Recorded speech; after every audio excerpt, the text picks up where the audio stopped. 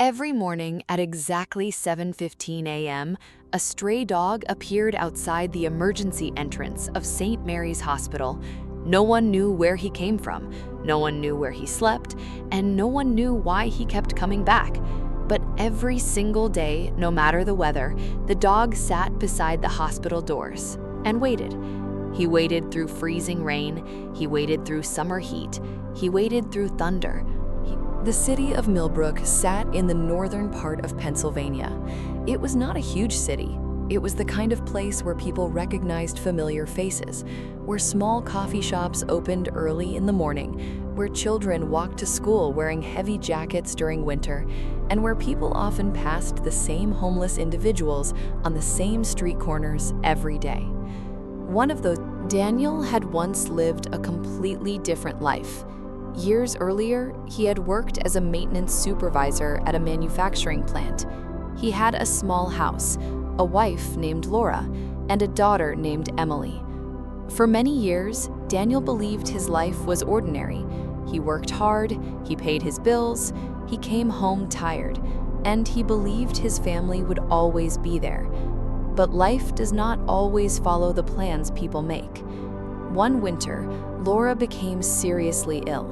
Medical bills began to grow. Daniel used his savings, then he borrowed money, then he sold his house, but nothing was enough. Laura passed away in the hospital. Daniel was devastated, and after losing his wife, something inside him seemed to disappear. He continued working for a while, but he stopped caring about things. He stopped taking care of himself. Then another tragedy came. His daughter Emily moved to another state. At first, she called every week, then every month. Then the calls stopped. Daniel never explained what happened between them. Maybe there had been an argument. Maybe there had been pain that neither of them knew how to discuss. Maybe life simply created too much distance. Whatever the reason, Daniel became completely alone.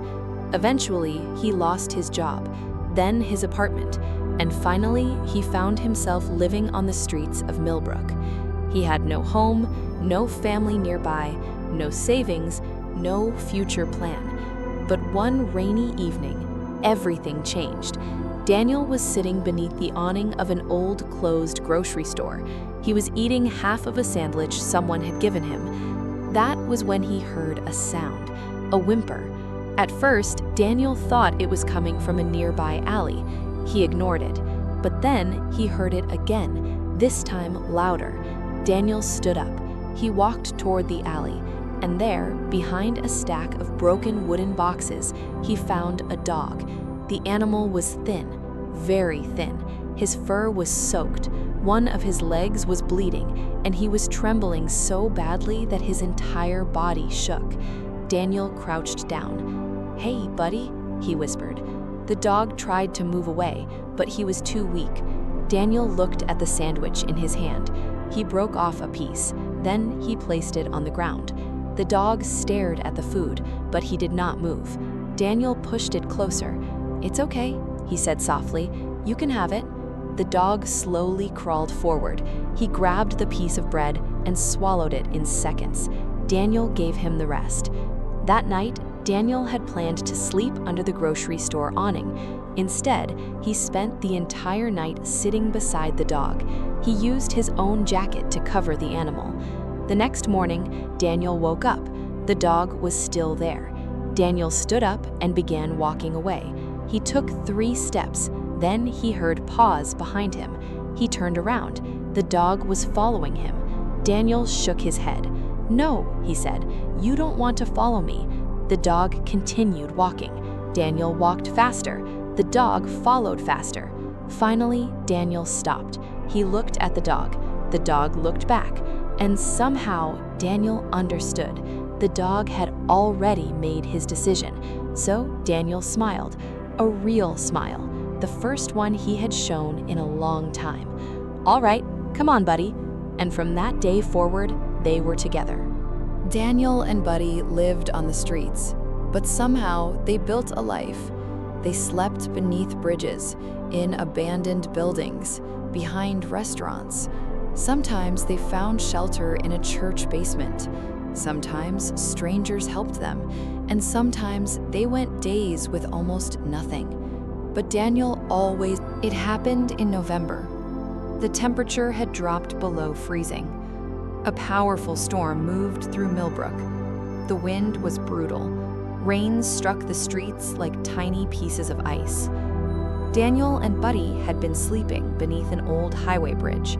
But that night, Daniel began coughing. At first, it was only a small cough. Then it became worse. He tried to stand, but his legs gave out. Buddy immediately became alert. The dog stood beside him. Daniel tried to smile. "I'm okay," he whispered. But he wasn't. His breathing became difficult. His hands began to shake. Buddy barked. No one came. The dog barked again. Still nothing. Finally, Buddy ran toward the road. A car. Daniel was taken to St. Mary's Hospital. Doctors discovered that he had severe pneumonia. His lungs were badly infected. His body was weak. And because he had been living outside in freezing weather, his condition was extremely serious. The doctors immediately began treatment. Daniel was admitted to the intensive care unit. Meanwhile, Buddy found his way to the hospital. No one knew exactly how. Maybe he followed the ambulance. Maybe he knew the route. Maybe he simply followed Daniel's scent. But the next morning, at exactly 7:15 a.m., Buddy appeared outside the emergency entrance. A security guard named Mike was the first person to notice him. Mike watched as the dog sat beside the doors. The dog stared inside. Mike walked toward him. "Hey, Buddy." Buddy looked at him. Mike crouched down. "Are you lost?" The dog said nothing. Mike gave him some water. Buddy drank.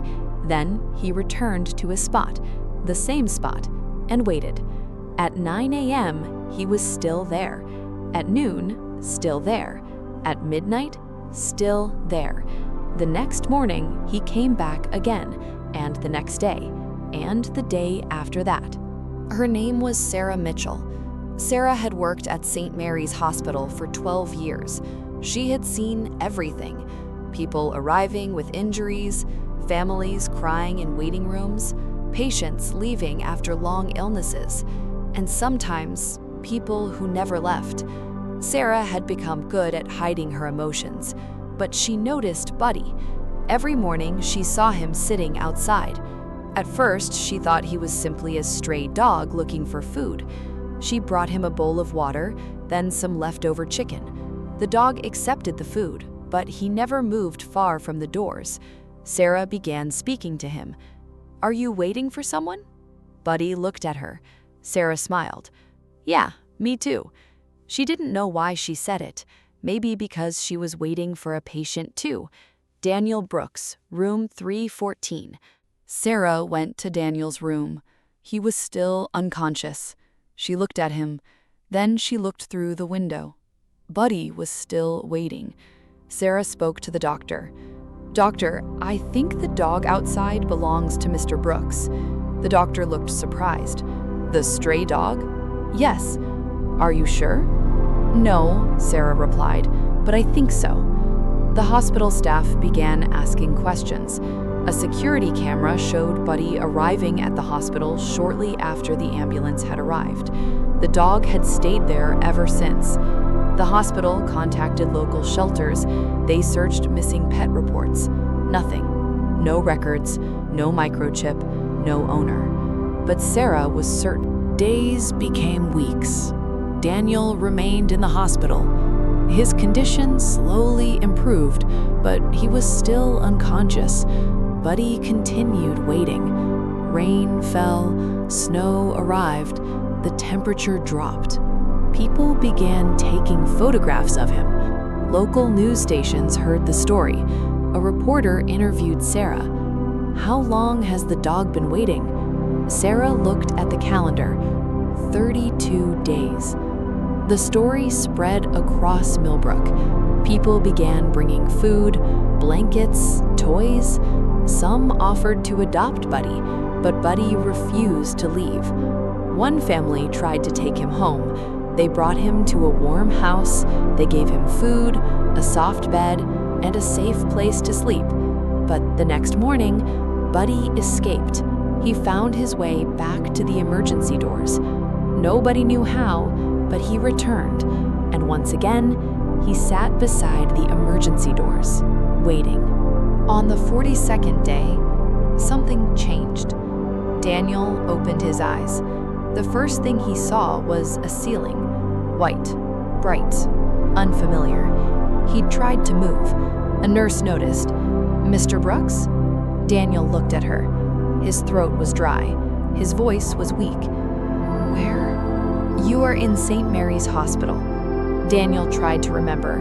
The storm, the bridge, the ambulance. Then, the next morning, the hospital staff prepared a wheelchair. Daniel was still weak. He could barely sit upright, but he insisted. He wanted to see Buddy. Sarah pushed him through the hallway.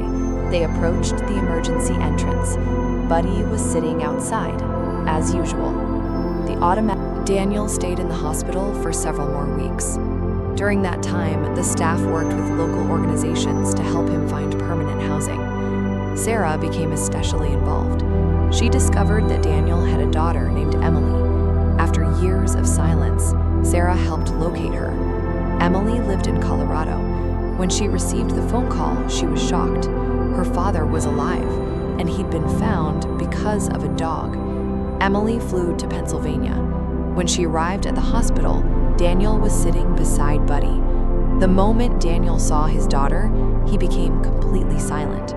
For several seconds, neither of them moved. Then Emily began crying. "Hi, Dad." A local nonprofit organization helped Daniel find a small apartment. It was not luxurious. It had one bedroom, a small kitchen, and a tiny backyard. But to Daniel, it was a palace. For the first time in years, he had a key, a bed, a refrigerator, and a place where Buddy could sleep safely. On the first night, Daniel placed a blanket beside his bed. Buddy walked around the apartment. He inspected every room. Then he jumped onto the blanket. Daniel smiled. "You like it?" Buddy wagged his tail. Daniel sat on the edge of the bed. Months passed. Daniel slowly regained his strength. He found part-time work at a local repair shop. He began speaking with Emily regularly, and Buddy became famous in Millbrook. People called him the hospital dog.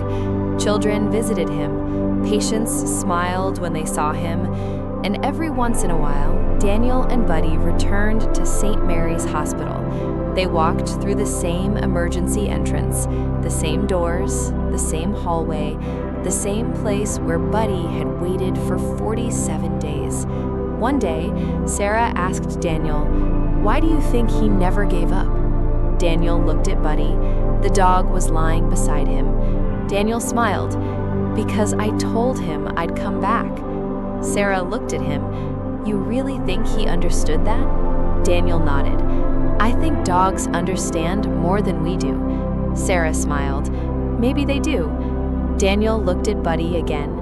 "I didn't keep my promise very quickly." He reached down and scratched the dog's head, but he kept his. People often say that dogs are loyal, but sometimes we don't truly understand what that means. Humans measure time. We count days, weeks, months, years. We decide how long we are willing to wait, and when waiting becomes difficult, we move on.